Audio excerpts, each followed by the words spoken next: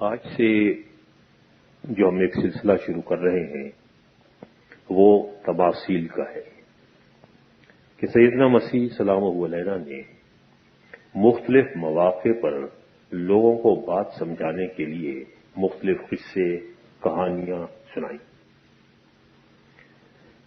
جنہیں عام طور پر اردو ترجمے میں تمثیل کہا گیا ہے۔ یہ یونانی زبان کے لفظ پرابولے کا ترجمہ ہے، جو کہ دو لفظوں سے مل کے بنا ہے، ایک پرا اور ایک بولین سے۔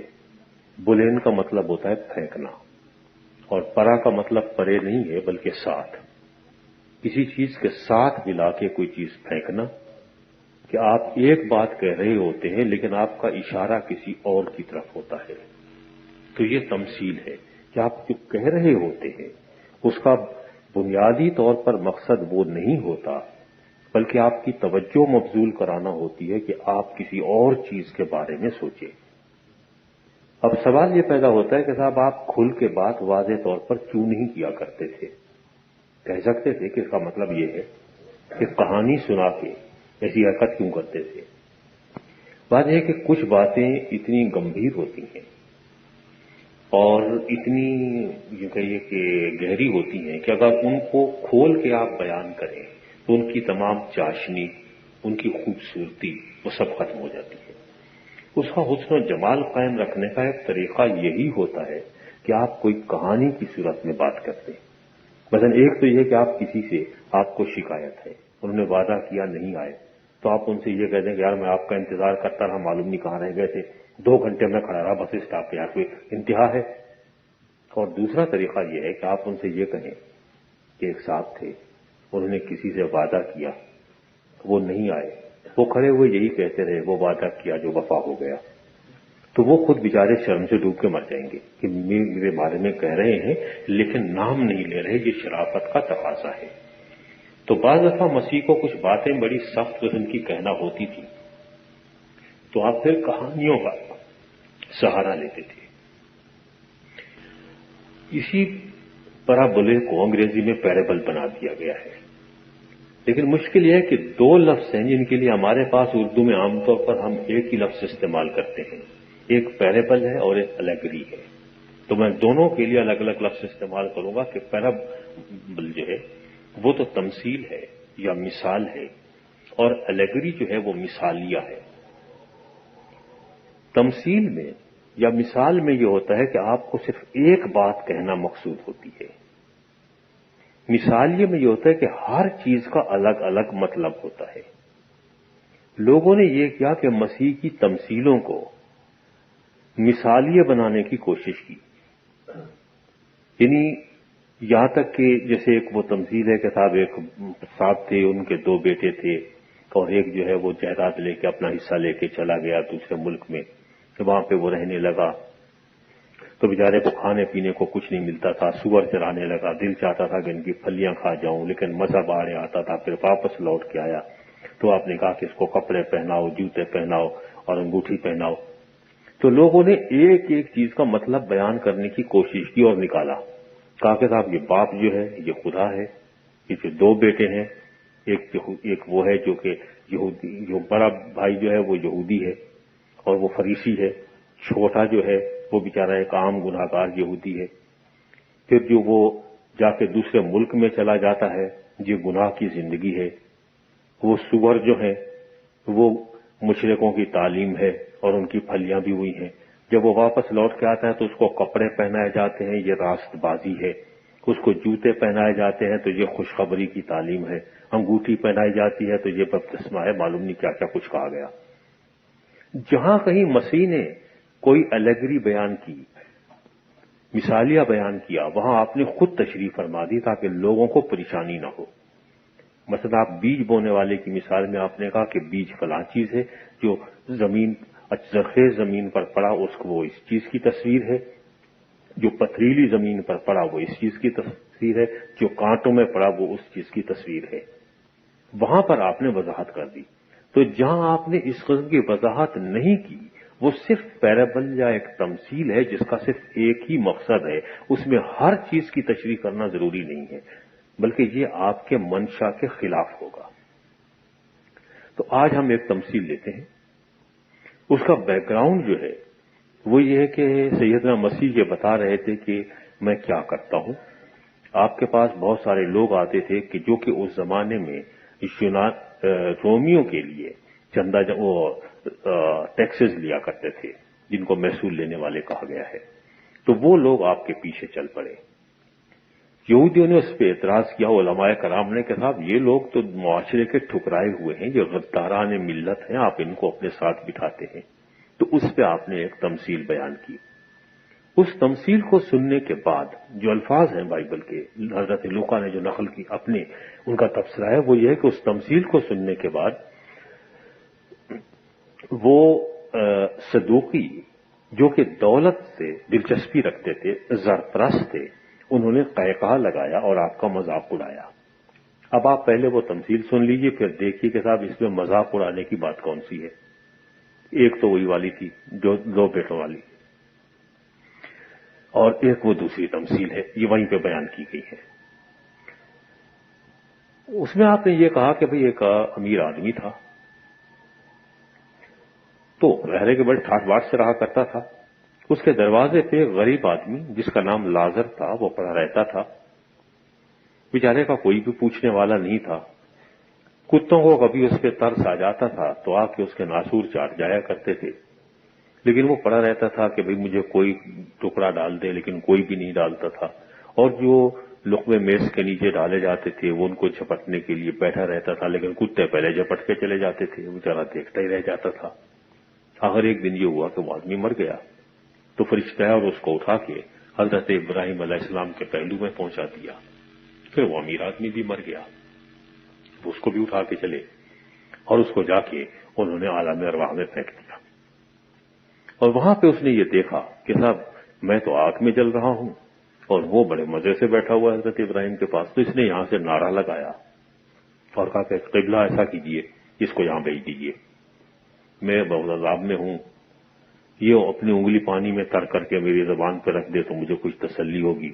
تو نے کہا بھائی جو ادھر سے ادھر جانا چاہیے یا ادھر سے ادھر آنا چاہیے ہو نہیں سکتا، بیچ میں خلیج حائل ہے.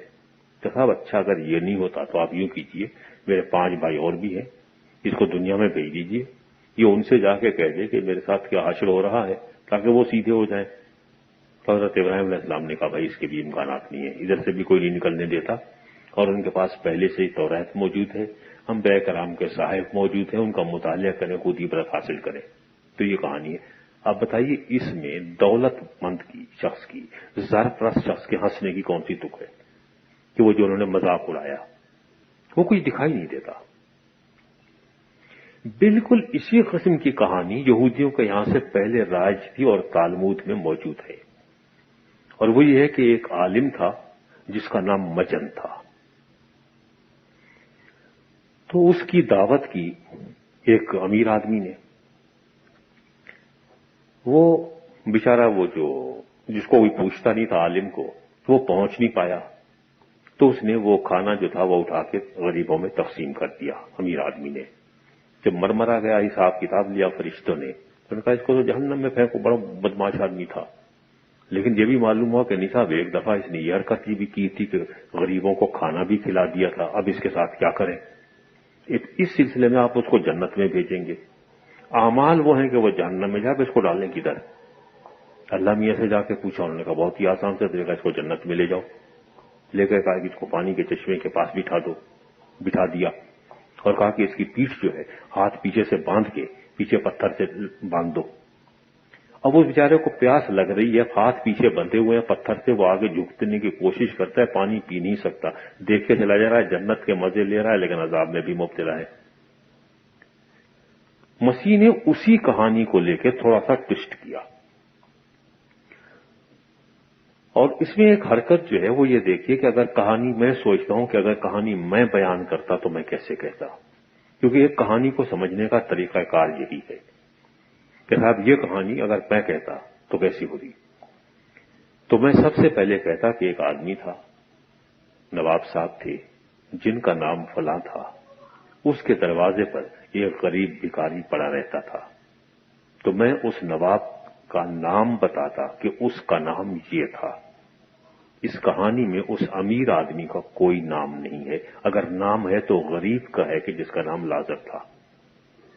یہ دنیا کے قوانین کی پہلی خلاف ورزی ہے۔ امیر آدمی کا نام ہوتا ہے، غریب کا نام نہیں ہوتا۔ غریب غریب ہوتا ہے، وہ صرف مزدور ہوتا ہے اور کچھ نہیں ہوتا۔ امیر جو ہوتا ہے فلاں نواب صاحب ہوتے ہیں۔ مسیح نے پہلے ہی کہانی میں یہ کیا کہ امیر کو کوئی نام نہیں دیا، بے نام و نشان گمنام ایک امیر شخص تھا، اور غریب آدمی کا نام دیا ہے کہ اس کا نام لازر تھا۔ اور مزے کی بات یہ کہ لازر نام بھی ہے اور اس کا مطلب بھی ہے۔ عبرانی زبان میں الیعزر دو لفظ سے ایل سے اور عزر سے بنا ہے۔ ایل کا مطلب ہوئی اللہ تعالی اور عزر کا مطلب مدد کرنا۔ تو اس کا نام اللہ مدد تھا کہ میرا بس مددگار ہے تو ایک ہی ہے، خدا کے علاوہ اس کا دنیا میں کوئی تھا ہی نہیں۔ تو اس کا نام بھی ماں باپ نے جب رکھا تھا تو معلوم نہیں بیچاروں نے کیا سوچ کے رکھا ہوگا، لیکن اس نام کو بھگت رہا تھا کہ دنیا میں کوئی بھی اس کی مدد نہیں کرتا تھا۔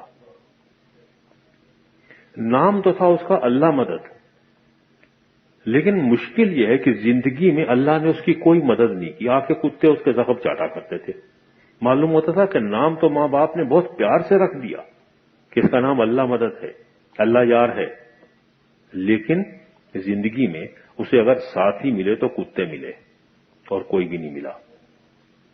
مرنے کے بعد معلوم ہوا، لوگوں نے اس کے اوپر بہت زبردستی کوشش کی ہے کہ صاحب مرنے کے بعد کیا ہوتا ہے۔ مسیح یہ نہیں کہنا چاہ رہے تھے کیونکہ یہودی اس بات سے پہلے سے واقف تھے کہ ان کے عقائد کہ ہمارے عقائد کیا ہے کہ مرنے کے بعد کیا ہوتا ہے۔ وہ یہ نہیں کہہ رہے تھے، وہ کچھ اور کہہ رہے تھے۔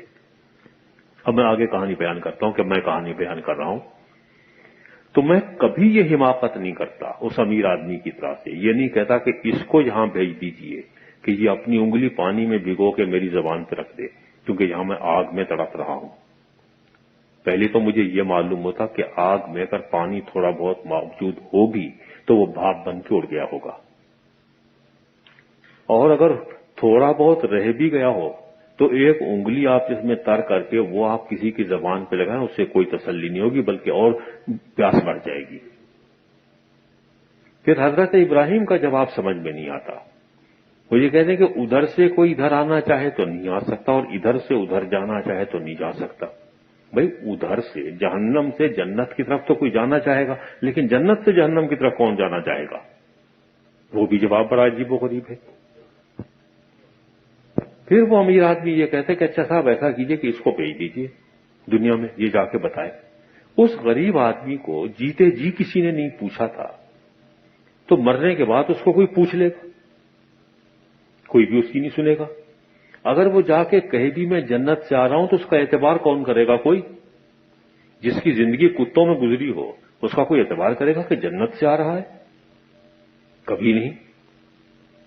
میں اگر اس امیر آدمی کی جگہ ہوتا تو میں کہتا قبلہ دیکھیے، یہ جو غریب آدمی آپ کے پاس بیٹھا ہوا ہے اس کا دنیا میں کوئی بھی نہیں تھا، میں ہی تھا کہ جس کے دروازے پہ آ کے یہ بیٹھ جایا کرتا تھا۔ میں اپنی طرف سے تو اس کو ٹکڑے پھینکتا تھا، لیکن کروں کیا، کتے بھی تو تھے پلے ہوئے، وہ پہلے جھپٹ لیتے تھے۔ تو اس کو منع تو کسی نے نہیں کیا تھا کہ یہ بھی آ کے لے لے، مانگ لیتا میں دے دیتا، لیکن اپنی عزت نفس کو لے کے بیٹھا رہا، بدوقت ہلتا ہی نہیں تھا، اکڑا بیٹھا رہتا تھا۔ لیکن مجھے اس سے بڑا پیار ہے، تمام عمر ہم اکٹھے رہے، مجھے اچھا نہیں لگتا کہ یہ مجھ سے اتنا دور بیٹھا رہے اور میں اتنی دور بیٹھا رہوں۔ مجھے اجازت دیجیے میں اس کے پاس آ کے بیٹھ جاتا ہوں، خادم ہوں اس کا، جنت میں جا کے بیٹھ جاتا آرام سے۔ پھر اگر یہ جواب ملتا کہ نہیں ایسا نہیں ہو سکتا تو پھر وہ یہ نہیں کہتے کہ اس کو بھیج دو، وہ کہتے قبلہ مجھے بھیج دیجئے دنیا میں جہنم سے جب جلا ہوا کوئلہ بن کے جاؤں گا تو میری شکل دیکھتے ہی لوگوں کو یقین آ جائے گا کہ یہ آ رہا ہے جہنم سے، اس کا تو کوئی بھی اعتبار نہیں کرے گا، مجھے بھیج دیجئے۔ لیکن وہ یہ بھی نہیں کہتا۔ تو یہ سارے الٹے پلٹے سوال ہو کیوں رہے ہیں؟ کیا اس کی عقل ماری گئی ہے، مت ماری گئی ہے کہ الٹے سوال کر رہا ہے، سیدھا سوال کر کے نہیں دیتا؟ بات یہ ہے کہ مسیح کچھ اور کہنا چاہ رہے تھے، یہ نہیں کہنا چاہ رہے تھے کہ مرنے کے بعد کیا ہوتا ہے، کہ عذاب نازل ہوتا ہے اور مزے میں ہوتا ہے یہ یہودیوں کو پہلے سے معلوم تھا. یہ بتا رہے تھے کہ مرنے کے بعد کیا نہیں ہوتا. یہ آدمی ایسی حرکتیں اس لیے کر رہا تھا، یہ امیر آدمی، کہ اس کی تمام عمر حکم چلاتے گزری تھی. وہ یہ کہہ ہی نہیں سکتا تھا کہ میں اس کے پاس جاؤں، میں دنیا میں جاؤں. میں تو خادم ہوں ہی نہیں، میں تو مخدوم ہوں، سب تو میری خدمت کرنے کے لیے پیدا ہوئے ہیں. جیسے میں جیتے جی حکم چلاتا تھا، جہنم میں ہوں لیکن یہاں پر بھی حکم چلاؤں گا کہ یہ ادھر آئے، یہ وہاں جائے. میں نہیں جاتا، میں تو نواب صاحب ہوں، جہنم میں صحیح لیکن ہوں تو نواب، میری نوابی نہیں جائے گی. مسیح یہ کہنا چاہ رہے تھے کہ اگر کسی آدمی کو مرنے کے بعد آپ جہنم میں بھی بھیج دیں، اگر وہ اس دنیا میں سیدھا نہیں ہوا تو وہاں اس کو جہنم کی آگ بھی سیدھا نہیں کر سکتی. سیدھا ہونے کے امکانات صرف یہیں پر ہیں. جس کی سوچ یہیں پہ ٹیڑھی ہو گئی ہے وہاں بھی ٹیڑھی ہی رہے گی. وہ تو کتے کی دم کی طرح سے ہے، 12 سال رکھتے ہیں آپ لڑکی میں، جب نکلے گی پھر ٹیڑھی ہو جائے گی. وہ وہاں بھی وہی حرکتیں کر رہا ہے بیٹھا ہوا، وہیں پہ حکم چلائے چلا جا رہا ہے. جہنم میں جلنا منظور ہے لیکن جہنم سے نکلنا منظور نہیں، کیونکہ اس میں ہاتھ پیر چلانا پڑیں گے، اور تمام عمر اس نے ہاتھ پیر نہیں چلائے تھے. زبان چلائی تھی، آج بھی وہی زبان ہی چلا رہا ہے. اس کے علاوہ اور کسی چیز کو اس نے استعمال کیا ہی نہیں تو کرے کیوں. تو وہ جو زرپرست تھے، جو دولت مند تھے، جب انہوں نے یہ بات سنی تو انہوں نے مذاق اڑایا کہ صاحب آپ یہ کر کیا رہے ہیں؟ بھائی دولت ہی تو سب کچھ ہے، دولت کے بلبوتے پہ تو سب کچھ ہوتا ہے. جب یہاں پہ حکم چلتا ہے تو وہاں پہ کیوں نہیں چل سکتا؟ لیکن مسیح نے کہا کہ بات یہ ہے کہ وہاں پہ حکم نہ چلنے کی ایک وجہ ہے کہ یہاں پہ غریب کا کوئی بھی نہیں. آپ اس پہ حکم چلا لیں، وہاں پہ وہ غریب حضرت ابراہیم کے پاس محفوظ ہے. میں سوچ رہا تھا کہ یہ جو غریب آدمی ہے یہ بھی کچھ بولے گا، یہ کہے گا کہ مجھے تمام عمر تو ذلیل کیا، اب پھر مجھے جہنم میں گھسیٹ رہے ہو، مجھے بیٹھا رہنے دو چین سے. وہ بول کے ہی نہیں دیتا، زندگی میں بھی کبھی نہیں بولا تھا، مرنے کے بعد بھی نہیں بول رہا تھا. کہ جو جیسا تھا وہ ویسا ہے. یہ نہیں کہ مرنے کے بعد آپ کے ساتھ کیا ہوتا ہے، لیکن مرنے سے پہلے آپ جو اپنے ساتھ کرتے ہیں پروردگار آپ کے ساتھ صرف وہی کرتا ہے اور کچھ نہیں کرتا. یعنی اگر مرنے سے پہلے آپ نے یہ فیصلہ کر لیا کہ آپ جہنم میں جائیں گے تو پروردگار بھی آپ کی مرضی کے خلاف آپ کو جنت میں نہیں بھیجتے. آپ ہی کو جو فیصلہ کرنا ہے سو کرنا ہے، اور آپ کے فیصلے کا اتنا احترام کرتا ہے خدا کہ اس فیصلے کو تبدیل نہیں کرتا، اگرچہ وہ آپ کے لیے بھی تکلیف دہ اور خود اس کے لیے بھی تکلیف دہ ہے. لیکن تقریم انسانیت اس کے یہاں اتنی ہے کہ آپ کے فیصلے کو خدا نہیں بدلتا.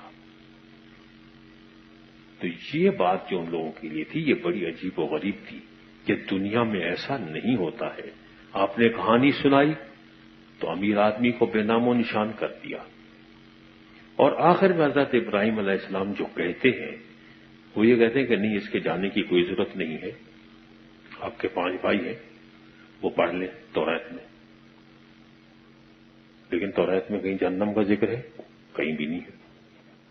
تو ان کو کیسے پتا چلے گا؟ وہاں تو جہنم کا ذکر ہے ہی نہیں. 5 کتابیں آپ پڑھ لیجیے، کہیں توریت میں جہنم کا ذکر ہی نہیں ہے، تو ان کو تو کہیں نہیں ملے گا. تو کیا یہ غلط بیانی سے کام لے رہے تھے؟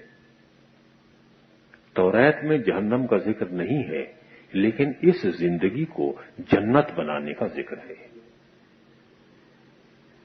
اصل میں ہم نے یہ سوچا ہوا ہے کہ جب تک ہم لوگوں کو خوف نہیں دلائیں گے، ڈرائیں گے نہیں، دھمکائیں گے نہیں کہ مرنے کے بعد تمہارے ساتھ یہ ہوگا، تمہاری ہڈی پسلی ایک کر دی جائے گی، تمہاری زبان پہ سانپ اور بچھو چلائے جائیں گے، تو دوسرا آدمی سیدھا ہی ہو کے نہیں دے گا. ہم مرنے کے بعد جو موت کا منظر پیش کرتے ہیں بالکل ایسا لگتا ہے کہ جیسے یہ مولانا صاحب جو بیان کر رہے ہیں یا جو پادری صاحب بیان کر رہے ہیں سیدھے سادے ابھی ابھی جہنم سے چلے آ رہے ہیں. تو مسیح یہ کہہ رہے تھے کہ بھائی جہنم سے آپ ڈراتے رہیں گے تو اس سے بات نہیں بنے گی. جب آپ اس زندگی کو جنت نہیں بنا سکتے تو مرنے کے بعد بھی آپ کے لیے کوئی جنت نہیں ہے. آپ جب اسی دنیا میں دوسروں کے لیے جینا حرام کر دیتے ہیں، دوبھر کر دیتے ہیں اور جہنم بنا دیتے ہیں، تو آپ کو جنت میں بھیجے گا کون؟ تو اس لیے تورات پڑھیے، وہاں سے آپ کو معلوم ہوگا کہ اس دنیا کو جنت کیسے بنایا جاتا ہے۔ اس دنیا کو جنت بنانے کی کوشش کیجیے، اس جنت کے لالچ میں مت بیٹھے رہیے، اور اس جہنم سے بچیے جب زندگی یہیں پہ جہنم بن جاتی ہے۔ وہ جہنم تو پھر اس کا لازمی ایک نتیجہ ہے کہ جو آپ نے دوسروں کے لیے کیا اس کا کوئی نہ کوئی تو نتیجہ برآمد ہوگا ہی۔ لیکن آپ جب دیکھتے ہیں تو آپ کو معلوم ہوتا ہے کہ توریت میں بھی، توریت عتیق میں ایک چیز بار بار آتی ہے اور بڑی عجیب و غریب لگتی ہے، اور وہ یہ ہے کہ خداوند تیرا خدا، خداوند تمہارا خدا، خداوند ہمارا خدا، خداوند اسرائیل کا خدا۔ کیا وہ صرف بنی اسرائیل کا خدا ہے، محدود ہے؟ نہیں، بات یہ نہیں ہے۔ بات یہ ہے کہ اگر وہ تمام بنی اسرائیل کا بھی خدا ہو لیکن آپ کا انفرادی طور پر خدا نہیں ہے تو آپ کے کسی کام کا نہیں ہے۔ اس لیے کہیں جمع کا صیغہ ہے، کہیں واحد کا صیغہ ہے، اور اگر انفرادی طور پر آپ کا خدا ہے اور اجتماعی طور پر نہیں ہے تو آپ نے معاشرہ تعمیر ہی نہیں کیا جو جنت کا سما پیش کر سکے۔ تو یہاں پہ اجتماعیت اور انفرادیت کے درمیان ایک بیلنس اور توازن قائم رکھنا ہے۔ اس لیے کہیں واحد کا صیغہ ہے، کہیں جمع کا صیغہ ہے، کہ اگر یہ غور سے توریت کو پڑھ لیں گے تو ان کو خود ہی معلوم ہو جائے گا کہ جنت کیسے بنتی ہے اور جہنم کس چیز کا نام ہے۔ اور پھر سیدھی سی بات یہ ہے کہ اگر یہ کہا کہ میں خدا ہوں، میں ہمیشہ تمہارے ساتھ ہوں، اور یہی مسیح کا وعدہ بھی ہے، تو اس سے صاف ظاہر ہو جاتا ہے کہ جہنم ایسی جگہ کا نام نہیں ہے جہاں کو جلایا جاتا ہو۔ یہ تو صرف سمجھانے کی باتیں ہیں۔ جہنم اس جگہ کا نام ہے جہاں پہ خدا نہیں ہے۔ جنت اس جگہ کا نام ہے اور اس کیفیت کا نام ہے جہاں پر خدا آپ کے ساتھ ہے۔ تو میں نے ایک دفعہ پہلے بھی آپ کے سامنے سینٹ برنارڈ کی ایک دعا دہرائی تھی، اور اسی دعا پہ اس کو ختم کرتا ہوں، اور تقریباً وہی حضرت رابعہ بصری کی بھی تقریباً وہی دعا ہے، ملتے جلتے الفاظ ہیں۔ عجیب بات ہے کہ دونوں ایک دوسرے سے واقف نہیں تھے لیکن دونوں کی ایک ہی جیسی دعا ہے۔ وہ یہ ہے کہ مولا، اگر میں آپ کی اس لیے عبادت کرتا ہوں کہ مجھے جنت کا لالچ ہے تو مجھے اس سے محروم رکھیے۔ پروردگار، اگر میں آپ کی عبادت اس لیے کرتا ہوں کہ مجھے جہنم کا خوف ہے تو مجھے ضرور جہنم میں پھینکیے گا، لیکن پروردگار، اگر میں آپ کی عبادت صرف اس لیے کرتا ہوں کہ آپ ہیں ہی عبادت کرنے کے لائق، تو مجھے اس کی کوئی فکر نہیں کہ میں جنت میں جاؤں گا یا جہنم میں، کیونکہ مجھے یہ یقین ہے کہ میں جہاں کہیں بھی ہوں گا آپ میرے ساتھ ہوں گے۔ اور اس کا وعدہ یہی ہے کہ میں ہمیشہ تمہارے ساتھ ہوں۔ بات یہ ہے کہ ایک چیز جو انسان کے ساتھ تقریباً ہر وقت لگی رہتی ہے وہ اس کا سایہ ہے، لیکن اندھیرے میں وہ بھی ساتھ چھوڑ جاتا ہے۔ لیکن یہ وہ خدا ہے جو وہاں بھی ساتھ نہیں چھوڑتا۔ اس لیے یہ کہا گیا کہ اگرچہ میں موت کے سائے کی وادی سے گزروں تو تب بھی تو میرے ساتھ ہی ہوگا۔ تو یہ وہ سائے سے بھی بڑھ کے چیز ہے، تو یہ وہ ذات ہے۔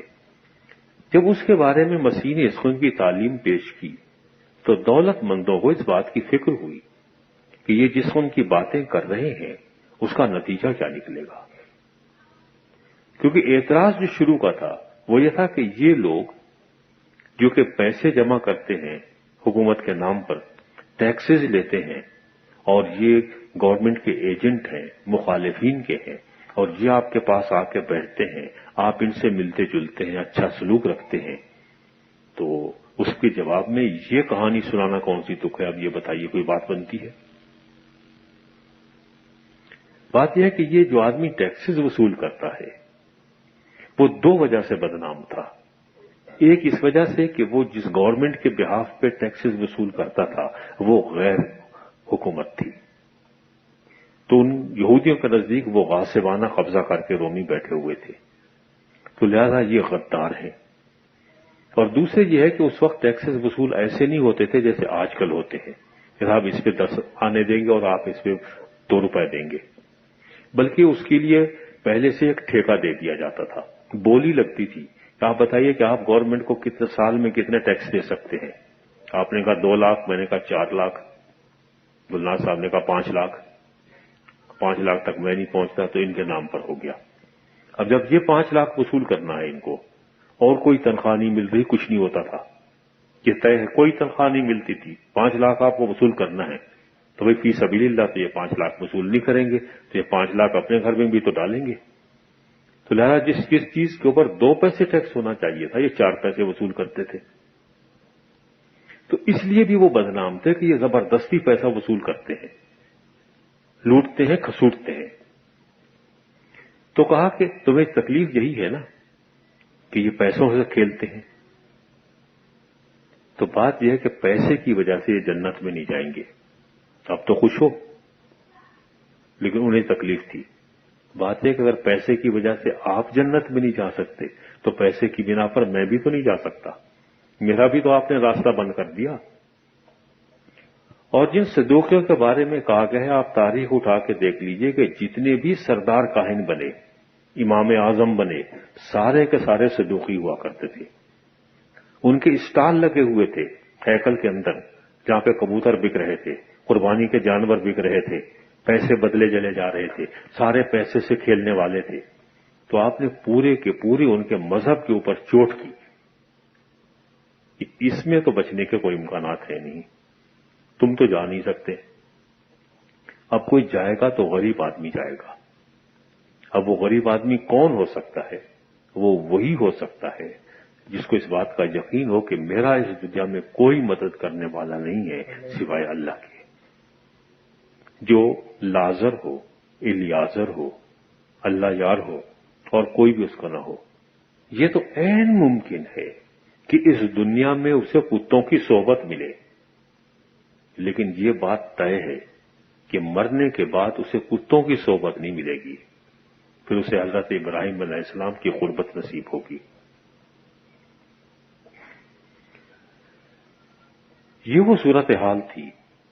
آپ اصل میں صرف ایک ہی بات کہہ رہے تھے، اس میں الگ الگ کوئی نشان وہ نہیں ہے، یہ صرف تمثیل ہے، تمثیلیہ نہیں ہے، یہ الگری نہیں ہے۔ یہ بات یہ ہے کہ آپ کو جو اعتراض ہے آپ اس کو دیکھیے۔ اور اب تھوڑی سی بات اور آگے آ جاتی ہے کہ یہ آدمی جو مرا، غریب آدمی، اسے جو جنت میں پہنچا دیا گیا تو کس کے فیصلے تھے؟ یعنی کہ اس سے تو نہیں پوچھا گیا تم جنت میں جاؤ گے، اگر اس امیر آدمی سے بھی پوچھتے ہوگا تھا بھائی میں بھی جنت میں جاؤں گا۔ ظاہر ہے کہ اس کا فیصلہ خدا نے خود کیا، اس کو بھی بھیج دیا اس کے مقام پر، اس کو بھی اس کے مقام پر بھیج دیا، لیکن یہاں پر بھی آپ نے تفریق رکھی۔ آپ غور سے دیکھیں کہ جب وہ غریب آدمی مر گیا تو فرشتوں نے لے جا کے اسے ابراہیم کی گود میں بٹھا دیا۔ امیر آدمی مر گیا تو وہ بھی عالم ارواح میں پہنچا، وہاں پہ فرشتوں کا ذکر نہیں، ظاہر ہے کہ اسے بھی تو کوئی لے کے گیا ہوگا۔ لیکن جس کی تمام عمر نوکر رکھتے گزری تھی، اس کوئی روح کو لے جانے کے لیے کوئی نوکر نہیں تھا، جہنم میں بیچارے کو خود ہی جانا پڑا پیدل۔ اور جو اس زندگی میں غلاموں کی زندگی بسر کر رہا تھا، اس کی استقبال کے لیے فرشتے چلے آئے۔ تو یہ واقعی باتیں ایسی تھیں جو ان لوگوں کو ہضم نہیں ہو سکتی تھی، ان لوگوں نے آپ کا مذاق اڑایا۔ اسی سلسلے میں آپ نے اور کہانیاں بھی بیان کی، اور تمام میں سارے الٹے پلٹے کام ہیں۔ جب آپ غور کریں گے تو آپ کو معلوم ہوگا کہ ایسے کہانی نہ آپ بیان کرتے ہیں نہ کسی میں ہمت ہے۔ یہ امیر آدمی جہنم میں ہے یا عالم ارواح میں ہے، جہاں بھی ہے، اور وہ غریب آدمی وہ بھی اپنی جگہ پر آرام سے ہے۔ اور حضرت ابراہیم کہہ رہے ہیں کہ صاحب دیکھو ادھر کے ادھر نہیں جا سکتے، ادھر کے ادھر نہیں جا سکتے۔ میں سوچ رہا تھا کہ ادھر سے کون جائے گا، جنت سے کون جائے گا جہنم کی طرف؟ یہ تو ہو ہی نہیں سکتا۔ اس قسم کی تو خواہش کا اظہار کوئی پاگل آدمی کرے گا کہ یہاں پہ مجھے مزہ نہیں آ رہا، وہاں بھیجو، سردی لگ رہی ہے، ادھر جہنم میں بڑی اچھی آگ جل رہی ہے، آگ تاپوں کا جا کے۔ تو اس قسم کی حماقت تو کوئی کرتا نہیں ہے، تو یہ جواب کیوں دیا گیا؟ یہ تو ون وے ٹریفک ہے کہ ادھر سے کوئی آنا چاہے گا، ادھر سے تو کوئی جانا ہی نہیں چاہتا. آپ اس پہ پابندی لگائے چلے جا رہے ہیں کہ نہیں ادھر سے بھی کوئی جانا چاہے تو اس کو بھی کوئی نہیں جانے دیتا.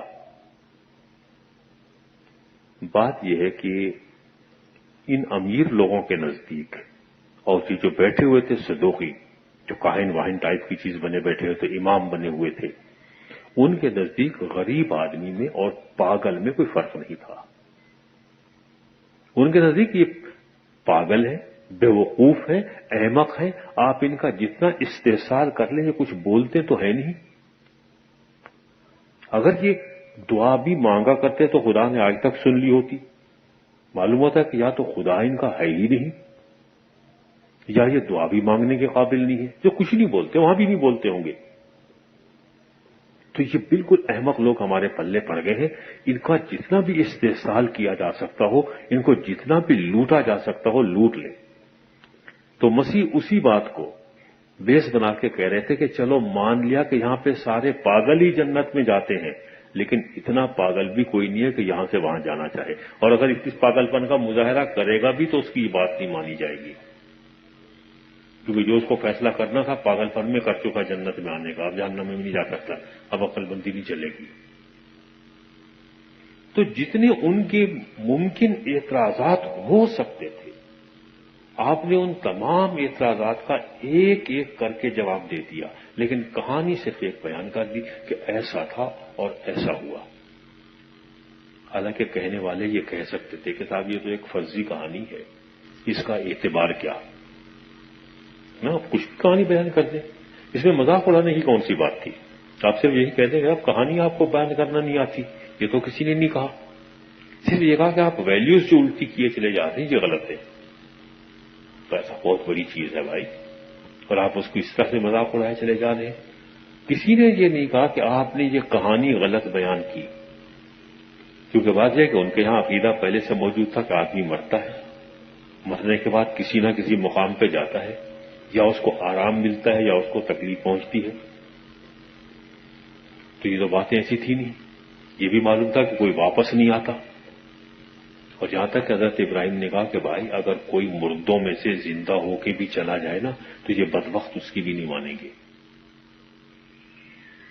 اب سوال یہ ہے کہ جو اتنی بڑی بات کو نہ مانے کہ کوئی مردوں میں سے زندہ ہو کے چلا جائے اس کی نہ مانے، تو توریت کو پڑھنے کے بعد کیسے مان لیں گے؟ وہ کہہ رہے ہیں کہ توریت پڑھو اسے ہدایت مل جائے گی.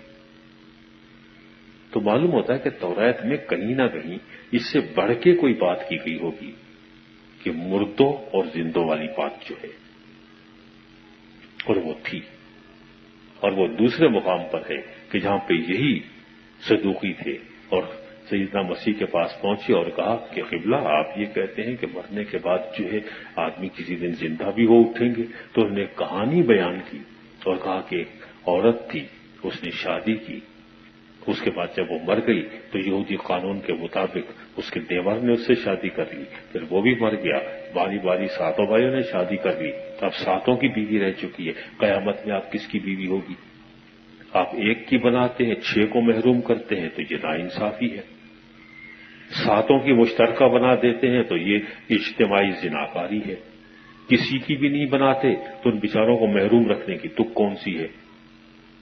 تو آپ نے کہا کہ تم بہت ہی احمق لوگ ہو، نہ عقل سے کام لیتے ہو، نہ کتاب مقدس کا مطالعہ کرتے ہو. اس میں لکھا ہوا ہے کہ خدا نے کہا کہ میں ابراہیم کا خدا ہوں، اسحاق کا خدا ہوں، یعقوب کا خدا ہوں. وہ تو مردوں کا خدا نہیں، زندوں کا خدا ہے. لوگوں نے اس کا بالکل غلط مفہوم یہ لیا کہ حضرت ابراہیم اور اسحاق ابھی تک زندہ بیٹھے ہوئے ہیں. بھئی اگر وہ زندہ بیٹھے ہیں تو پھر قیامت کا تصور ہی غلط ہے کہ زندہ کو آپ زندہ کیا کریں گے؟ وہ تو پہلے زندہ بیٹھا ہوا ہے. مقصد یہ تھا کہ وہ اگر مردوں کو زندہ کرتے نہیں ہیں تو پھر یہ کہنے کا ہے کہ میں تمہارا خدا ہوں، کیونکہ خدا وہی ہے جو ہمیشہ آپ کے ساتھ رہے، آپ کا ساتھ نہ چھوڑ جائے. اگر مرنے کے بعد آپ کا ساتھ چھوڑ جائے تو خدا کیسا ہوا؟ تو وہ زندہ ہو جاتا ہے. تو یہ وہی فریسی تھے. ان کے یہاں یہ عقیدہ تھا ہی نہیں کہ مرنے کے بعد آدمی زندہ ہوتا ہے. آپ ان کو کہانی یہ سنا رہے ہیں. اس لیے آپ نے یہ نہیں کہا کہ صاحب وہ جو ہے وہ مرنے کے بعد یہ ہوا اور وہ جی اٹھا تو یہ ہوا. نہیں، آپ نے کہا کہ اگر مرنے کے بعد کوئی جی بھی اٹھے تب بھی یہ نہیں مانیں گے، لیکن اگر توریت پڑھ لے تو شاید ان کو کچھ ہدایت نصیب ہو جائے کہ مرنے کے بعد ایک دن ایسا بھی ہے جس دن آپ کو حساب کتاب دینا ہوگا، کہ آپ اس سے بچ کے نہیں جا سکتے۔ سوال یہ ہے کہ اگر فرض کیجئے کہ یہ حساب کتاب ہے تو اللہ میاں کو کون سی تکلیف پہنچ رہی ہے کہ اگر میں فرض کیجئے کوئی گناہ کر لیتا ہوں اور اس میں اللہ میاں کو کوئی تکلیف نہیں پہنچ رہی، کسی اور کو میں نے بندے کو تکلیف پہنچا دی، بیچارے اس آدمی کے ساتھ اس کا حقوق مارے گئے تھے نا، وہ بیٹھا رہتا تھا غریب، اس کو روٹی کوئی نہیں ڈالتا تھا، تو اس میں اللہ میاں کو کون سی تکلیف ہو جاتی ہے؟ اس کا تو حق نہیں مار رہے، کیونکہ یہ کہیں بھی نہیں لکھا کہ صاحب وہ عبادت خانے میں نہیں جاتا تھا امیر آدمی، کہیں بھی یہ نہیں ہے کہ وہ زکوٰۃ نہیں دیتا تھا، ہو سکتا ہے بہت بڑھ چڑھ کے زکوٰۃ دیتا ہو، وہ صرف تہیکی پہ تہیکیاں نکالتا ہو، بھائی خیرات کر رہا ہو، روزے رکھ رہا ہو، سارے کام کرتا ہو، لیکن ایک غریب آدمی کے ساتھ اس نے سلوک یہ کر رکھا تھا تو اس کے ساتھ اس کا حشر یہ ہوا، تو اللہ میاں کو تکلیف کیا ہوئی؟ بات یہ ہے کہ یہ وہ خدا ہے جس کے بارے میں عہد عتیق میں کہا گیا تھا کہ میں خدا غریبوں کا، یتیموں کا، بیواؤں کا خیال رکھنے والا ہوں، اگر تم انہیں تکلیف پہنچاؤ گے تو میں تمہیں نہیں چھوڑوں گا، کیونکہ یہ خدا ہے ہی غریبوں کا خدا، یہ امیروں کا خدا ہے ہی نہیں، یہ خدا ان لوگ کا خدا ہے جن کے حقوق پامال کیے گئے ہیں، یہ ان لوگ کا خدا ہے جو معاشرے کے ٹھکرائے ہوئے ہیں، اسی لیے مسیح نے کہا تھا کہ میں ان لوگوں کے پاس آیا ہوں جو معاشرے کے ٹھکرائے ہوئے لوگ ہیں، جن سے منہ لگانا نہیں چاہتا، میں انہیں اپنے سینے سے لگانے کو تیار ہوں۔ اور پھر آپ کے آخری لمحات اس بات کی زندہ دلیل ہے کہ واقعی آپ سینے سے لگانے کے لیے تیار ہیں۔ ہر آدمی جب مر جاتا ہے تو اس کے ساتھ کیا ہوتا ہے؟ مرنے کے بعد آپ اس کی آنکھیں بند کر دیتے ہیں اور اس کے ہاتھ دونوں سیدھے کر کے رکھ دیتے ہیں۔ جب آپ کا انتقال ہوا تو صلیب پہ آپ کے دونوں ہاتھ پھیلے ہوئے تھے کہ اب بھی آ جاؤ میرے سینے سے لگ جاؤ، اور وہ ہاتھ آج تک پھیلے ہوئے ہیں کہ آپ کے ہاتھ وہ لپیٹ کے نہیں رکھے گئے، تو آپ یہ کہہ دیں کہ آ جاؤ معاشرے کے ٹھکرائے ہوئے لوگوں، سب میرے پاس آؤ، میں تمہیں آرام دوں گا، یہ تو تمہیں تکلیف دینے کے لیے، مصیبتیں تمہارے اوپر لادنے کے لیے سارے بیٹھے ہوئے ہیں جتنے علماء کرام ہیں، میرے پاس آؤ، شاید میں تمہیں علم کی تو باتیں نہ بتا سکوں لیکن عمل کی بات بتاتا ہوں، اور عمل یہی ہے کہ اگر میرے پاس آ جاؤ گے تو میرے جو الفاظ کا جو ترجمہ کیا گیا ہے کہ میرا جوہا اوپر اٹھا لو، بہت ہلکا ہے، میں سوچتا ہوں کہ یہ ہو ہی ممکن ہی نہیں ہے۔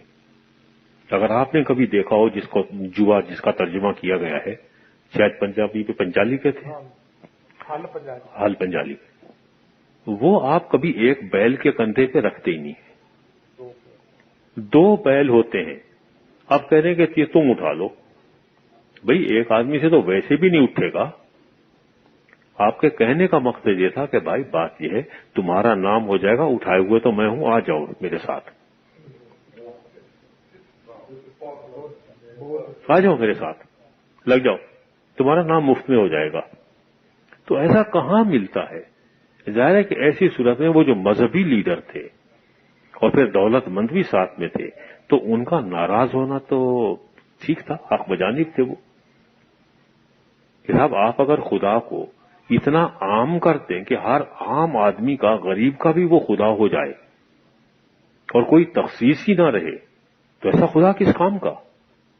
جب خدا ہے اور عرفہ و اعلیٰ ہے تو بڑے اونچے اونچے لوگوں کا خدا ہونا چاہیے، غریبوں کا خدا تو غریبوں کی طرح سے کوئی پھٹیچر ہونا چاہیے، لیکن یہاں تو معلوم ہوتا ہے کہ نہیں، یہ خدا غریبوں کا خدا ہے، یہ بلاتا ہے، سینے سے لگاتا ہے اور کہتا ہے کہ میرے ساتھ چلے آؤ، اور وہ حرکتیں کرتا ہے جس کی آپ توقع نہیں کر سکتے، اور آپ کو اپنے پاس بٹھاتا ہے، حضرت ابراہیم کے پہلو میں بٹھا دیتا ہے۔ حضرت ابراہیم علیہ السلام کا کتنا بڑا مقام تھا یہودیوں کے نزدیک کہ وہ تمام ایمانداروں کے والد ماجد ہیں، ابو الانبیاء ہیں، ان کے پہلو میں آپ کو بٹھا دیا جائے تو ظاہر ہے کہ یہاں وہاں تو یہ کہ اس کی گود میں جا کے بٹھا دیا، اور یہ جیسے بچہ ہوتا ہے کوئی، آپ نے وہاں پہ جا کے بٹھا دیا تو جس تخت پر وہ بیٹھے ہوں گے اسی تخت پر تو بچہ بھی بیٹھ گیا نا، یعنی آپ کو شہزادے بنا دیا گیا. تو اتنی بڑی عزت آپ کو کون دے گا؟ اور یہ ان کو برداشت نہیں تھا کہ آپ اس قسم کی تعلیم دینے لگ جائیں. اور ان کے پاس صرف ایک ہی جواب تھا، اور وہ یہ تھا کہ صرف مذاق اڑایا جائے، کیونکہ دلیل جب نہیں ہوتی آدمی کے پاس تو وہ دو ہی کام کرتا ہے.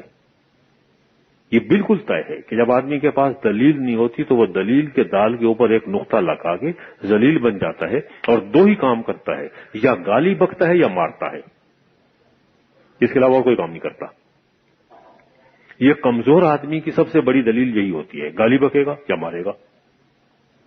طاقتور مارتا نہیں ہے، طاقتور گالی نہیں بکتا ہے. اگر یہ ہوتا تو خدا سے زیادہ طاقتور دنیا میں کوئی بھی نہیں ہے. سب سے زیادہ گالیاں بکنے کا اس کو حق پہنچتا تھا، سب سے زیادہ گالیاں بکتا. لیکن وہ برکتیں دینے والا خدا ہے، لعنتیں بھیجنے والا خدا نہیں ہے. اس لیے اس نے کہا کہ تم بھی دوسروں کے لیے نیکی چاہا کرو، کسی پہ لعنتیں والنتیں مت بھیجو. تمہارے چاہنے سے اگر ہو جاتا تو معلوم دنیا میں کیا کچھ ہو جاتا. لیکن اگر آپ کو کچھ چاہنا ہی تو اچھا ہی چاہیے، کیونکہ اس سے آپ کا اپنا ہی بھلا ہوگا. تو وہ لوگ اس لیے ناراض تھے، انہوں نے مذاق اڑانے کی سوچی کہ چلو مذاق ہی اڑاؤ، اب اور کچھ نہیں بنتا تو یہی کریں. واہ واہ کیسی باتیں آپ کر رہے ہیں، قبلہ ایسا کبھی آج تک ہوا ہے؟ ہم سے پوچھئے، عالم لوگ ہم ہیں، ہم فقیہ بیٹھے ہوئے ہیں، ہم فریسی بیٹھے ہوئے ہیں، ہم صدوقی بیٹھے ہوئے ہیں، ہم امام اعظم بنے بیٹھے ہیں، سردار کاہن ہیں، پڑھے لکھے لوگ ہیں. ہمیں معلوم ہے کہ تعلیم کیا ہے، آپ کو کیا معلوم؟ اگر وہ یہ کہہ دیتے، انہوں نے یہ اعتراض نہیں کیا، حالانکہ کہہ سکتے تھے، لیکن انہیں معلوم تھا، اتنے پڑھے لکھے تھے کہ اگر ہم یہ اعتراض کریں گے تو یہ ہمارے گلے میں اٹک جائے گا. کیونکہ اگر وہ یہ کہہ دیتے کہ آپ ان پڑھ ہیں، آپ کو کچھ نہیں آتا، آپ تورات کے بارے میں کچھ نہیں جانتے، تو مسیح تو کہہ سکتے تھے نا کہ ٹھیک ہے، ان لوگوں پہ تمہارا اعتراض یہی تو ہے نا کہ یہ بھی ان پڑھ ہیں، جاہل ہیں، ان کو کچھ معلوم نہیں، تو پھر میرے دوست تو یہ جاہل ہوں گے، جاہل کے دوست جاہل ہوں گے، پڑھے لکھے تھوڑی ہوں گے. اس لیے انہوں نے اعتراض نہیں کیا، انہیں معلوم تھا کہ جس ذات سے ہمارا پالا پڑ گیا ہے یہ ہمیں الٹا لٹکائے گی، بہتر یہی ہے کہ ہنسی مذاق میں ٹال دو. اور یہ طریقہ اس دن سے لے کے آج تک رائج ہے کہ یا تو مارو، اگر یہ بھی نہیں بنتا گالی بکو، یہ بھی نہیں ہے تو آسان سا طریقہ ہے کہ آپ مذاق، خراب کیسی باتیں کر رہے ہیں. ایسا کبھی آج تک ہوا ہے جیسے آپ کہہ رہے ہیں؟ تو ہو ہی نہیں سکتا. یہ وہ دلیل ہے کہ چونکہ آج تک نہیں ہوا تو اب بھی نہیں ہو سکتا. اور اگر یہ دلیل مان لی جائے تو میں کہتا ہوں کہ آپ پہلے ہی نبی کا انکار کر دیں گے، اس کے بعد کسی اور نبی کی ضرورت ہی نہیں رہتی. کیونکہ جب پہلا نبی معجزہ پیش کرے گا تو آپ کہہ دیں کہ آج تک یہ نہیں ہوا تو اب کیسے ہو سکتا ہے. تو خدا کی قدرت کا آپ انکار اسی وقت کر دیں گے. یہ صرف سائنس کی اپروچ ہے کہ جو کل بھی ہوتا تھا آج بھی وہی ہو. کل بھی 2 حصے ہائیڈروجن اور 1 حصہ آکسیجن مل کے پانی بنتا تھا، آج بھی بننا چاہیے. یہ ایمان کی زبان نہیں ہے. ایمان کی زبان میں یہ پانی کی تو بات نہیں ہوتی، لیکن یہ ضرور ہوتا ہے کہ صاحب جو پہلے نہیں ہوتا تھا وہ اب ہو سکتا ہے، کیونکہ ہمارا خدا سب کچھ کر گزرتا ہے لیکن بے قاعدگی نہیں کرتا. تو یہاں پر بھی ایک اصول بیان کیا گیا ہے کہ مرنے کے بعد آپ کی قسمت وہ نہیں بدلتا، کیونکہ اس نے آپ کی قسمت لکھی ہی نہیں ہے. آپ اپنی قسمت لکھنے والے خود ہیں. کوئی آپ کی قسمت نہیں بناتا، آپ خود بناتے ہیں. آپ نے مرتے وقت جو فیصلہ کر لیا، زندگی میں جو کچھ کیا، آپ اپنے لیے خود لکھ گئے. کوئی فرشتے بیٹھے ہوئے نہیں نقل کر رہے، کیونکہ آپ نے جو کیا وہ آپ کا کیا دھرا ہے، آپ اس کو بھگتیں گے اور اس سے آپ بچ کے نہیں جا سکتے. وہاں پہ قانون مکافات عمل جاری و ساری ہے کہ ہم یہاں اوپر بیٹھے ہوئے ہیں، آپ یہاں سے کود جائیے، میں بھی کود جاتا ہوں. میں مثال پیش کرتا ہوں، کسی اونچی بلڈنگ پہ چڑھ جاتے ہیں. آپ کا جس کو دل چاہے پکاریے، میرا جس خدا کو دل چاہے میں پکاروں، لیکن یہ بات طے ہے کہ جب نیچے گریں گے تو ہم دونوں کی گردنیں ٹوٹیں گی، یا کم از کم ٹانگیں تو ضرور ٹوٹیں گی. نہ آپ کا خدا مجھے بچانے کے لیے آئے گا، نہ میرا خدا مجھے بچانے کے لیے آئے گا، کیونکہ ہم نے اس کا قانون توڑنے کی کوشش کی. اور جب آپ اس کا قانون توڑتے ہیں تو آپ اپنے آپ کو توڑ ڈالتے ہیں، اس کا قانون ہی ٹوٹتا ہے. تو روحانیت میں بھی اس نے قانون بنایا ہوا ہے، اور وہ قانون یہ ہے کہ جو کچھ آپ نے اس زندگی میں کیا، آپ نے جنت بھی اپنی بنا لی، جہنم بھی بنا لی. اس کے بعد اب وہی ہے، اسی میں آپ کو رہنا ہے جو آپ نے اپنے لیے گھر تعمیر کر لیا تھا. اس لیے مسیح نے کہا تھا کہ دیکھو، اور وہاں پر ایک اور تمثیل بیان کی تھی کہ دو معمار تھے، دونوں کو شوق تھا کہ اپنا اپنا گھر ہونا چاہیے. سو ایک آدمی نے گھر بنایا، بڑی محنت کی، پہاڑ کھودا، پہاڑی کے اوپر جا کے مکان بنایا، بڑی مشکل سے طے ہوا، مکان بن گیا. لیکن طوفان تو آنا تھا، سو طوفان آیا. آندھی تو چلنا تھی، سو آندھی چلی، سب کچھ ہوا، مکان اپنی جگہ پر کھڑا رہا. دوسرے آدمی نے کہا، یہ احمق آدمی ہے، کتنی محنت کیے چلا جا رہا ہے، یہ ریت پہ بھی تو بنایا جا سکتا ہے. تو اس نے بنا دیا.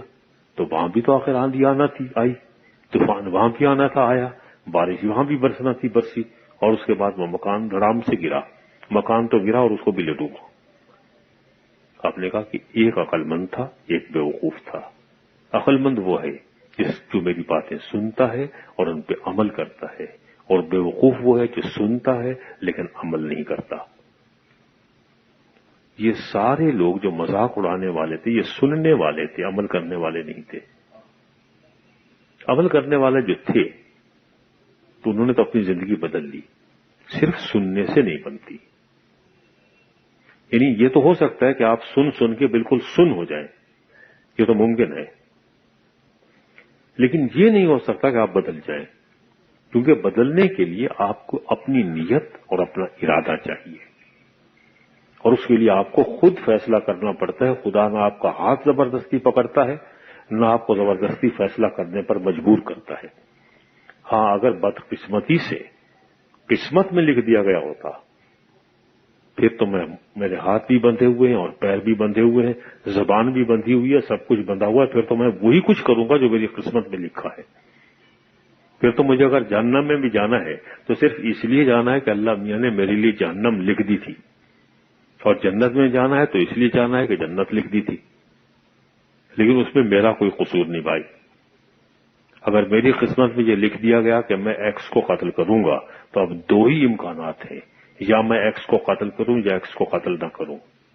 اگر ایکس کو قتل کرتا ہوں تو میں نے خدا کے حکم کے عین مطابق کیا، لہذا مجھے جہنم میں مت بھیجیے، مجھے جنت میں بھیجیے. اور اگر میں قتل نہیں کرتا تو ماشاءاللہ اللہ میاں کا علم ناقص ٹھہرا، انہوں نے کہا تھا قتل کرے گا، میں نے ثابت کر دیا عملی طور پر کہ خدا جھوٹا ہے، تو اس سے خدا سے بڑا خدا تو پھر میں ہوں. تو آپ یہ قسمت کی تعلیم نہیں دے رہے تھے کہ ایک اس لیے جنت میں گیا کہ اس کی قسمت میں لکھا تھا، ایک اس لیے گیا کہ اس کی قسمت میں لکھا تھا. نہیں، جیسے تھے ویسے رہے. انہوں نے اپنے لیے سب کچھ لکھ دیا تھا. لیکن افسوس اس شخص کی حالت پہ کہ جس کے پاس دولت تھی، اتنی آرام کی زندگی گزار رہا تھا، روز نئے نئے کپڑے اور لباس بدلتا تھا، زرق برق کے، بڑے جاہ جلال سے اور شان و شوکت سے رہا کرتا تھا. اس نے دولت سے اگر کچھ بنایا تو کیا کیا؟ اپنے لیے جہنم تعمیر کی. اس سے بدبخت اور کون ہوگا؟ اس سے تو اچھا وہ آدمی تھا جس کے پاس کچھ بھی نہیں تھا، خالی دامن ہوتے ہوئے اس نے اپنے لیے جنت بنا لی. اس نے سب کچھ ہوتے ہوئے بنائی تو جہنم بنائی. اس سے زیادہ احمق کون ہوگا؟ اس لیے وہ سوال احمقانہ کر رہا تھا کہ تھا ہی احمق، دنیا میں بھی احمق رہا، آخرت میں بھی احمق رہا. غلط سوال کر رہا ہے کہ اس کو یہاں پہ بھیجو، کہہ دیتا کہ قبلہ مجھے بلا لیجئے. احمق کی دلیل یہی ہے کہ جو یہاں پر احمق ہے وہاں بھی احمق رہے گا. اگر یہاں پہ عقل نہیں آئی تو وہاں بھی عقل نہیں آئے گی. کسی بے وقوف آدمی کو آپ جہنم میں ڈال دیجئے، اس کو عقل نہیں آئے گی. جہنم میں جل تو سکتا ہے، چیخیں تو مار سکتا ہے، چلا تو سکتا ہے، لیکن عقل نہیں آئے گی. کیونکہ یہاں پہ جب نہیں سیکھا تو وہاں پہ کیا سیکھے گا؟ کیونکہ وہ سیکھنے کی جگہ نہیں ہے. وہاں پہ آپ کی تبدیلی کے کوئی امکانات نہیں ہیں. آپ جہاں پہنچ گئے بڑے آرام سے رہیے. اب آپ تو نکلنے سے رہا. اس آدمی نے ایک سوال کیا تھا، درخواست کی تھی کہ صاحب میرے 5 بھائی ہیں، مجھے ان پہ بڑا ترس آ رہا ہے، کچھ کر لیجیے. جب ہم کہانی پہلے پڑھتے ہیں کہیں پہ معلوم نہیں ہوتا اس کے 5 بھائی بھی تھے. کہیں معلوم نہیں ہوتا کہ یہ اپنے 5 بھائیوں میں سے کسی کی گھر پہ دعوت بھی کرتا تھا، کبھی بلاتا تھا، خود مزے اڑائے چلے جا رہا ہے. زندگی بھر اس کو 5 بھائیوں میں سے کوئی بھائی یاد نہیں آیا. مرنے کے بعد اس کو بھائی یاد آ رہے ہیں کہ صاحب ان کے ساتھ کیا ہوگا. جب ان کی کچھ بھائی جب جیتے جی آپ نے ان کو نہیں پوچھا، ان کو نظر انداز کیا، تو اب پوچھنے کی کون سی تک ہے. یعنی پشیمانی جتنی بھی ہے ساری بے وقت کی پشیمانی ہے. یہ اصل میں پہچان جہنم میں جانے والے آدمی کی. اسے احساس ہے کہ میں جہنم میں ہوں، لیکن غلط وقت پر احساس ہو رہا ہے. زندگی بھر احساس نہیں ہوا جب بدل سکتا تھا. مرنے کے بعد احساس ہوا کہ میں غلط جگہ پر پہنچا ہوں. اسے معلوم ہے کہ یہ آدمی جنت میں ہے، غریب آدمی. غلط وقت پہ احساس ہو رہا ہے. اگر زندگی میں احساس ہو جاتا کہ یہ جنت میں ہے تو شاید کچھ کر گزرتا. بھائی یاد آئے تو غلط وقت پہ یاد آئے کہ میرے بھائی تھے. جیتے جی ان کو یاد کر لیتا تو شاید کچھ بات اور ہو جاتی. جہنم کی ایک پہچان یہ بھی ہے کہ عقل آتی ہے، حقیقت معلوم ہوتی ہے، لیکن اس وقت معلوم ہوتی ہے جب بہت دیر ہو چکی ہوتی ہے، جب کچھ نہیں ہو سکتا. اور جو جنت میں جاتا ہے اس کو عقل بہت پہلے آ جاتی ہے، اس کو احساس یہیں پہ ہو جاتا ہے. اور جو جہنم میں جانے والا ہے اسے یہاں احساس نہیں ہوتا، غلط وقت پہ اور غلط جگہ پہ احساس ہوتا ہے. بے حس وہ بھی نہیں ہوتا، چیختا وہ بھی ہے، چلاتا وہ بھی ہے، اس کو بھی سارے یاد آتے ہیں، لیکن غلط وقت پہ. تو اگر آپ کو اپنے بھائی، اپنے دوست جس کی ہم مدد کر سکتے ہیں یا کچھ کر سکتے ہیں جیتے جی یاد نہیں آتے تو مرتے وقت کے بعد آپ ان کو کیا یاد کریں گے. اب ایک چھوٹی سی بات اور سن لیجیے، اس کے بعد میں ختم کرتا ہوں. مسیح نے کہا تھا کہ اس زمانے کے یہودیوں کے بارے میں کہ یہ کہتے ہیں کہ وہ ٹھیک ہے کہ انبیاء کرام آئے تھے، ہمارے آبا و اجداد نے ان کے ساتھ بہت برا سلوک کیا تھا، ان کو مار ڈالا تھا، لیکن ہمیں دیکھیے ہم نے تو ان کے مزار بنا رکھے ہیں. تو مسیح نے کہا تھا کہ تم ہو تو انہی کی اولاد نا، تم نے ان کو یاد کیا تو ان کے مرنے کے بعد غلط وقت پہ. اور یہ بعض دفعہ پوری قوم کی یہ حالت ہو جاتی ہے کہ وہ مردہ پرستی پہ تل جاتی ہے کہ جیتے جی اس آدمی کو ٹھکرائے گی، مرنے کے بعد اس کی پوجا کرے گی. وہ جو احمد ندیم قاسمی نے کہا تھا کہ عمر بھر سنگ زنی کرتے رہے اہل وطن، یہ الگ بات کہ دفنائیں گے اعزاز کے ساتھ. یہ ہمارا وتیرہ ہے. لیکن اب آپ ایک اعتراض کر سکتے ہیں، اور وہ یہ ہے کہ صاحب اب اگر میں اس وقت مسیح پہ ایمان لے آؤں تو کیا میں تو مردہ پرستوں میں شمار نہیں ہوں گا؟ تو سیدھی سی بات یہ ہے کہ وہ تو ہے ہی زندہ. وہاں کبھی دیر نہیں ہوتی اور سب کے معاملے میں دیر ہو جاتی ہے. آج اگر آپ حضرت موسیٰ پر ایمان لائیں تو یہ وہی ہوگا کہ ان کا انتقال ہو چکا، تو یہ مردہ پرستی میں شمار ہوگا. لیکن جو زندہ ہے اس کو آپ جب بھی اپنی زندگی میں مانیں گے مردہ پرستی میں شمار نہیں ہوگا. یہ زندہ کی آپ پرستش کر رہے ہیں، اور خدا ہے ہی وہی جو زندوں کا خدا ہوتا ہے اور خود زندہ خدا ہوتا ہے.